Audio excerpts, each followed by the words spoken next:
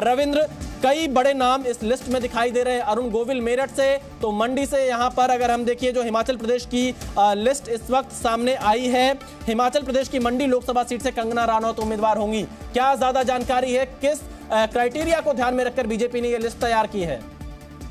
देखिए, जीत का क्राइटेरिया है और उसमें कंगना रनौत मंडी से चुनाव लड़ेंगी, कांगड़ा से राजीव भारद्वाज है, उसी तरह से झारखंड से सीता सोरेन दुमका से चुनाव लड़ेंगे। दुमका से पहले दूसरे सोरेन का नाम हुआ था, उनको वापसी लिया गया और सीता सोरेन जो झारखंड मुक्ति मोर्चा का अध्यक्ष शिबू सोरेन की बहू है, आपने देखा कि अभी हाल फिलहाल में उन्होंने ज्वाइन किया था बीजेपी, उनको दिया गया है। धनबाद में भी चेहरा बदला गया है, पीएन सिंह की जगह पर ढुल्लू महतो को दिया गया है, चतरा से कालीचरण सिंह को दिया गया है। उसी तरह से आप हरियाणा में जाइए तो आप हरियाणा में हिसार से रंजीत चौटाला जो आज ही ज्वाइन किए हैं बीजेपी, उनको दिया गया है। कुरुक्षेत्र से नवीन जिंदल जो अभी थोड़ी देर पहले बीजेपी ज्वाइन किए हैं, उनको टिकट दिया गया है। रोहतक से पहले की तरह अरविंद कुमार शर्मा है, सोनीपत से मोहन लाल बडोली है। इसी तरह से आप देख बिहार गोवा में पल्लवी निवास डेम्पो को टिकट दिया गया है। बिहार में नवादा से पहली बार चुनाव लड़ेंगे विवेक ठाकुर जो राज्यसभा सदस्य थे। औरंगाबाद में कंट्रोवर्सी थी लेकिन वहां पर टिकट सुशील कुमार सिंह को ही मिला है।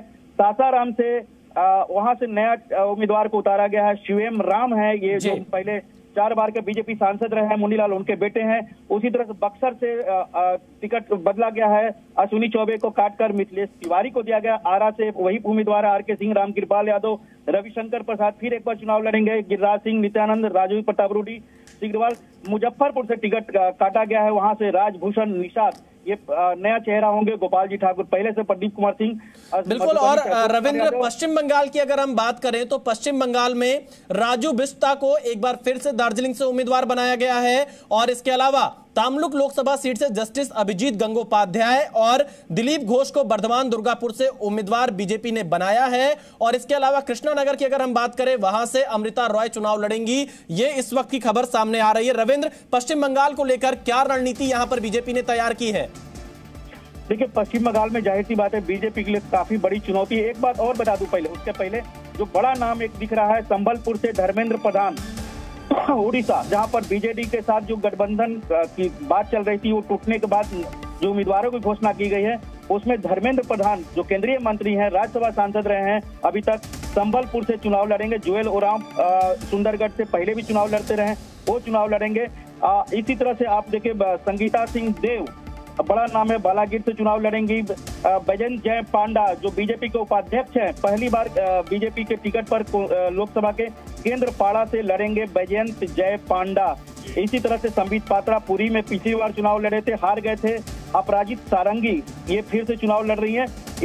जहां तक आप एक बात और बता दूं, जो जानकारी मिल रही है राजस्थान से, राजस्थान में जयपुर में नया चेहरा है, श्रीमती मंजू शर्मा को टिकट दिया गया है। सुखबीर सिंह जौनपुरिया जो पिछली बार टोक सवाई माधोपुर से थे, उनको फिर से टिकट दिया गया है। अजमेर से भागीरथ चौधरी हैं जिनका टिकट पर बहुत संदेह था। महिमा विश्वेश्वर सिंह ये राजसमंद से टिकट दिया गया है। राव राजेंद्र सिंह जयपुर ग्रामीण से, जहां से राज्यवर्धन राठौर कभी हुआ करते थे, उनके जगह पर राव राजेंद्र सिंह को टिकट दिया गया है। जहां तक तेलंगाना की बात है, एक बात जरूर बता दूं कि यहाँ से अरूरी रमेश और चंद्रा विनोद राव उत्तर। और जहां पश्चिम बंगाल की जो बात कर रहे थे, पश्चिम बंगाल में जाहिर सी बात है सबसे बड़ी चुनौती अगर बीजेपी को है तो कर्नाटक और पश्चिम बंगाल में है और इसलिए यहाँ पर जीत को जी न्यूज़।